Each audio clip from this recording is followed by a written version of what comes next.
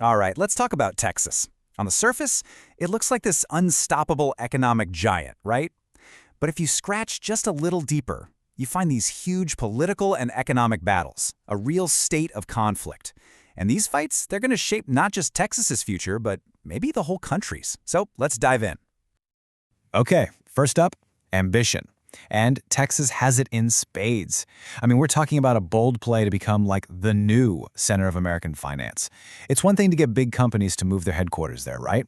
But now, Texas is building the entire market itself. We're talking about a brand new Texas Stock Exchange. And get this isn't just some idea on a whiteboard. It's really happening. Back on September 30th, 2025, the SEC gave it the official green light. That's a huge deal, a major signal.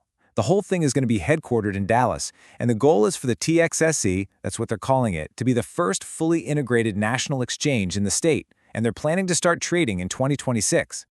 So you've got this massive economic ambition, right? But there's a fragile foundation underneath it all. For all its power, Texas is dealing with this huge, fundamental vulnerability. You know, one that threatens everything. Homes, businesses, all those high-tech dreams, every single year. And what is it? Simply keeping the lights on. Yeah, $44 billion.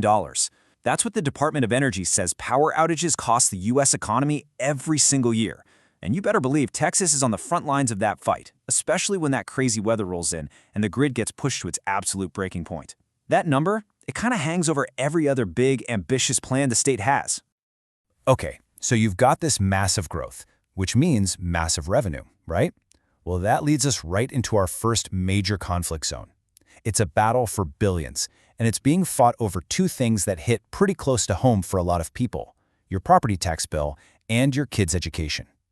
And what's really interesting here is that this first battle over property taxes, it's not Democrats versus Republicans. Nope. It's happening inside the GOP itself. I mean, everyone agrees that Texans need some property tax relief. The big question, the one they're really divided on, is how in the world to actually get it done.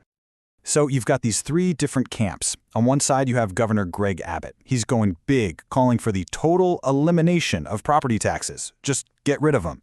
Then you've got Lieutenant Governor Dan Patrick. His plan is called Operation Double Nickel, and it's more of a slow burn. He wants to expand what's called the homestead exemption, you know, the chunk of your home's value that you don't pay taxes on, and kind of nudge that tax burden down to zero over time.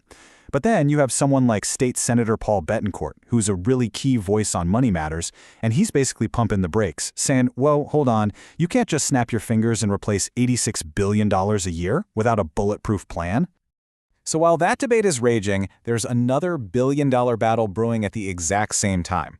This one's all about how we fund our schools, and it all comes down to the super contentious issue of school vouchers, though you'll often hear supporters call them Education Savings Accounts, or ESAs for short. The main piece of legislation to watch here is Senate Bill 2. It's called the Texas Education Freedom Act, and really, it's the main vehicle that supporters are trying to use to completely change how education is funded. The basic idea? Allowing public money to follow a student, even if they go to a private school. So what's the argument for it? Well, if you ask the bill's authors, Senator Creighton, or other supporters, it's pretty simple. They'll tell you it's all about empowering parents. The idea is that this bill gives families more choices, more freedom, and that the competition it creates will actually make all schools better, both public and private. Okay, but that freedom, it comes with a pretty massive price tag. We're not talking small change here. According to the state's own legislative budget board, just to get the program up and running for the first 2 years is going to cost $1 billion. And that's just the beginning. Yeah, that same nonpartisan group projects that by 2030, the annual cost for this program will explode to almost $4 billion a year. And this is where those two big battles we've been talking about just collide head-on. You can see the dilemma for state leaders, right? How do you even think about getting rid of $86 billion in property taxes while at the exact same time you're starting a brand new multi-billion-dollar education program? The math gets complicated. So this really gets to the heart of the debate. On the one hand, supporters are saying, look, this gives everyone access. It creates healthy competition, and it puts families first. But on the other hand, you have opponents warning that this is going to pull critical funding from public schools, that there's no real accountability for these private schools, and that at the end of the day, it's just a subsidy for wealthy families who could already afford to pay for private school anyway. Okay, so these huge fights over money, taxes, schools, They're really just one part of the story. You can't separate them from a much deeper fight, a fight over who gets to call the shots. We're talking about a battle for pure political power, for identity, and for how the very lines on the map are drawn. At its core, this is about who gets to represent you in Austin and in Washington, D.C., and what values they're going to bring with them. And, there's no clearer example of this than the huge legal showdown over the state's congressional maps. I mean, this is a big one. These maps can shape political control for a whole decade.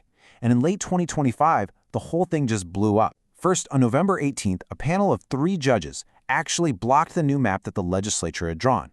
Well, Attorney General Ken Paxton immediately took it straight to the U.S. Supreme Court. And then super quickly, Justice Samuel Alito stepped in and issued a stay. What does that mean? It means the state could use that contested map for the 2026 elections while the court figures the whole thing out. And this quote from Trey Traynor, a former FEC chairman who was involved in this case, it really sums up the conservative argument perfectly. They see this as activist judges stepping in, creating chaos right before an election, and overriding the will of the elected legislature. And believe me, party leaders are already setting the table for the next round of culture war fights. For instance, Lieutenant Governor Dan Patrick has laid out what are called interim legislative charges. It's basically homework for lawmakers to study before the next session. And what's on the list? Things like studying how to stop the influence of Sharia law in Texas courts, and making sure schools are promoting America and Texas first ideas. So you've got all these political and cultural fights just raging. But while all that's happening, a much more immediate, physical threat just keeps coming back again and again. And that's the struggle to just keep the power on for 30 million people. And sure enough, in January of 2026, a familiar threat showed up, Winter Storm Fern. It brought that bitter, dangerous cold all across the state. And this wasn't just some other storm, It was a real-time stress test for the power grid, and honestly, a chilling reminder of just how vulnerable the state can be. Things got so serious, so critical, that the U.S. Department of Energy actually had to step in. They issued emergency orders to ERCOT, that's the Texas grid operator, basically telling them, do whatever you have to do to stop widespread blackouts and keep this grid from collapsing. So what is this emergency order? Well, under the Federal Power Act, it's a tool that lets the federal government tell grid operators like ERCOT to fire up specific power plants no matter what state laws or environmental rules might say. It is a really powerful tool, a total last resort, designed to make sure there's enough electricity to meet that crazy demand and, let's be blunt, to save lives. Okay, so let's take a step back and pull all these threads together. You've got this huge financial ambition, right? The new stock exchange.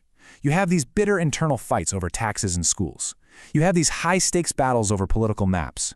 And hanging over it all is this constant existential threat to the power grid.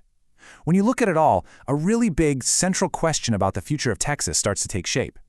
Is Texas going to harness all of this incredible growth to become this undisputed economic powerhouse and actually solve some of its fundamental problems? Or are these deep internal fights going to define its future, turning it into a permanent political battleground? Powerhouse or battleground? Which path will it choose? That's really the multi-trillion-dollar question facing the Lone Star State.